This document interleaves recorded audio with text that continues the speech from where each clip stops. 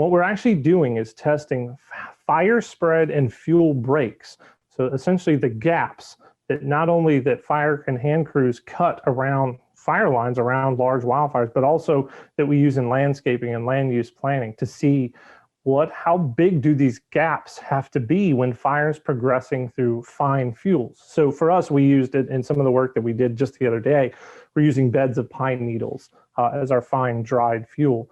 And what you see is fire under wind conditions, the flame that actually tilts down, and that's what actually kind of jumps the fuel bed. Now there's the ember problem as well, but what we're trying to see is how do we stop the flaming front of the fire using fuel breaks? So essentially gaps.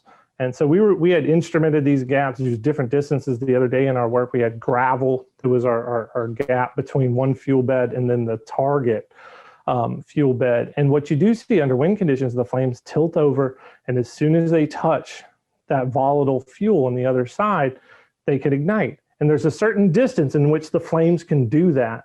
And it is remarkable to watch the spread over just say 40 feet of fire in under a minute, under just 20, 30 mile per hour wind conditions in our test chamber.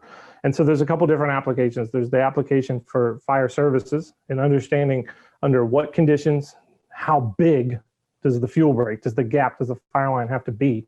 And then there's the other land use, landscaping side of things.